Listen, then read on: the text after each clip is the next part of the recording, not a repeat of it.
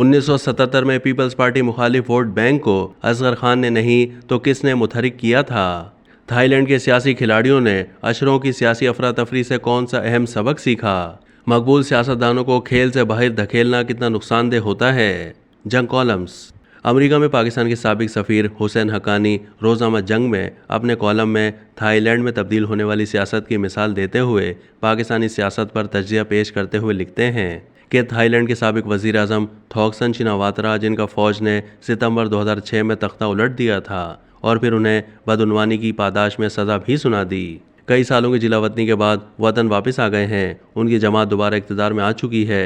Thailand के बादशाह ने थॉकसन की सज़ा में तखफीफ कर दी है।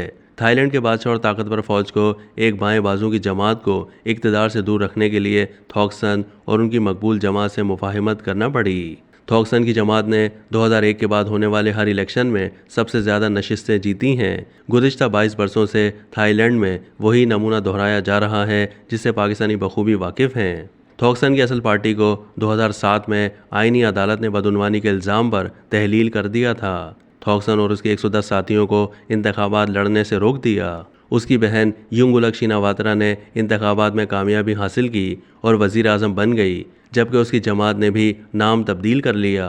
लेकिन यंगुलक को भी बदउनवानी का इल्ज़ाम लगाकर मनसब से हटा दिया गया। 2023 के इंतखाबात में थॉकसन के हामी उसकी बेटी पेतोंग तर्न शिनावात्रा की हिमायत में निकल आए। इंतखाबात के बाद होने वाले मुआहदे के मुताबिक एक और पार्टी रुकन वज़ीर आज़म बन गया। थाईलैंड के बादशाह, अशराफिया, फ़ौजी अफसरान, सिविल अफसरान और पेशावर दरमियानी तबका एक अरसे से बदउनवान मौरूसी सियासत से नाला हैं और उनके पास इसका जवाज़ मौजूद है। वो दलील देते हैं कि गरीब दहकान दुरुस्त अफराद नहीं चुनते और सियासतदान मुल्क के बजाय सिर्फ अपने मफाद का ख्याल रखते हैं। थाईलैंड का सियासी तबका बदउनवानी और मफाद परस्ती के लिए बदनाम है, लेकिन तवातुर से की गई गैर सियासी मुदाखलतें बदउनवानी के खात्मे या थाई सियासत के बुनियादी मारूसात तब्दील करने में नाकाम साबित हुई हैं। अशरों की सियासी अफरा तफरी ने थाईलैंड के सियासी खिलाड़ियों को एक अहम सबक सिखा दिया है। वो सब एक नुक्ते पर इत्तेफाक कर चुके हैं कि वो सियासी खेल इस तरह खेलेंगे जिससे मुल्क की मईशत को झटके ना लगें। इसलिए हत्ता कि जब बदउनवानी के इल्ज़ामात की वजह से कोई सियासतदान नाअहल हो जाता है तो भी हुक्काम उसके कारोबार को नुकसान नहीं पहुँचाते। थाई अवाम इस बात को समझते हैं कि अफराद और ख़ानदानों की दौलत चाहे बदउनवानी से ही जमा की गई हो, मुल्क के GDP में ही इजाफा करती है। मई में होने वाले इंतखाबात के नताइज की वजह से थाईलैंड की सियासी और माशी गैर यकीनी सूरत हाल की वजह से माहिरीन माशियात फ़िक्रमंद थे। इस तशवीश के नतीजे में थॉकसन की वापसी के लिए मुफाहिमत तय पाई। पाकिस्तान के पास थाईलैंड की तरह सयाहत से कमाने का ऑप्शन नहीं है और न ही जनूबी एशियाई ममालिक की एसोसिएशन आसियान का रुकन है, जिसकी बाहिमी तिजारत का हजम $450 बिलियन और बाहिमी सरमायाकारी 2021 में $29.9 बिलियन तक पहुँच गई है।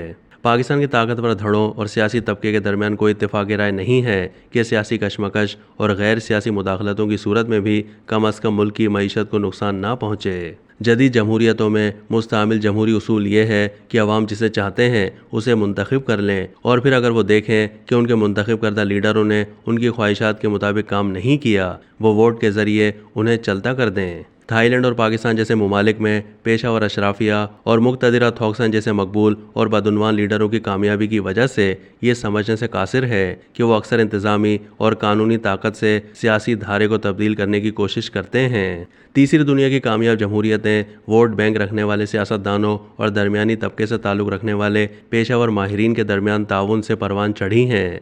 पाकिस्तान और थाईलैंड जैसे ममालिक में ऐसा ताउन ना होने के बराबर है, लेकिन सियासतदान जिस तरह लोगों से जुड़े होते हैं इस तरह जजों, सिविल और मिलिट्री अफसरान का कोई अवामी राब्ता नहीं होता। सियासतदानों को सज़ा होने या नाअहल पाने के बाद भी अवामी हिमायत मैसर रहती है। पाकिस्तान की तारीख के बेशतर अदवार में पेशावर मुतवस्सित तबके की सियासी तरजीहात अवामी तरजीहात से मुख्तलिफ रही हैं। किसानों ने 1970 में पाकिस्तान पीपल्स पार्टी और जुल्फ़िकार अली भुट्टो को वोट दिया। शहरी मुतवस्सित तबके और फ़ौजी पेंशनर्स ने एयर मार्शल असगर खान और उनकी तहरीक इस्तक़लाल की हिमायत की, जिन्हें वो ज़्यादा मुहिब वतन और नाकाबिल शिकस्त समझते थे। 1977 की कौमी इत्तेहाद PNA की तहरीक से पता चला कि पीपल्स पार्टी मुखालिफ वोट बैंक को असगर खान ने नहीं बल्कि इस्लाम पसंद मजहबी जमातों ने मुतहरिक किया था। एक अशरे तक इस्टेब्लिशमेंट पीपल्स पार्टी की कमर तोड़ने की कोशिश करती रही, लेकिन 1988 में ज़िया-उल हक के दौर के खात्मे पर जब इंतखाबात हुए तो बेनज़ीर ने शहरी मुतवस्सित तबके के लीडर नवाज शरीफ से ज़्यादा वोट लिए। एक बार जब नवाज शरीफ मकबूल हुए और मुल्क भर में अपना वोट बैंक बना लिया तो शहरी पेशावर अफराद का रुख एक ऐसी पॉपुलर मशहूर शख्सियत की तरफ हो गया जिसने खुद को सियासत मुखालिफ सियासतदान के तौर पर पेश किया। लेकिन इस तजर्बे ने भी सियासी हंगामा खेजी को मुस्तकिल बुनियादों पर ख़त्म होने के बजाय उसके उतार चढ़ाव में इजाफा किया। सियासत में जराहत काम नहीं देती। तारीख हमें बताती है कि हुक्मरानी एक ही बार चीज़ों को हमेशा हमेशा के लिए दुरुस्त करने का नाम नहीं।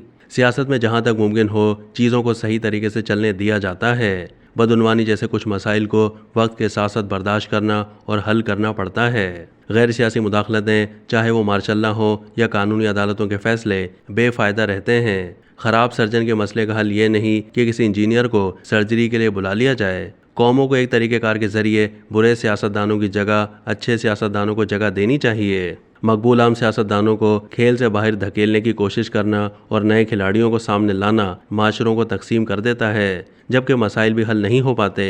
थाईलैंड का तजर्बा और पाकिस्तान का भी यही साबित करता है। अब तक के लिए इतना ही। मज़ीद मालूमात के लिए डेली जंग के यूट्यूब चैनल को सब्सक्राइब कीजिए।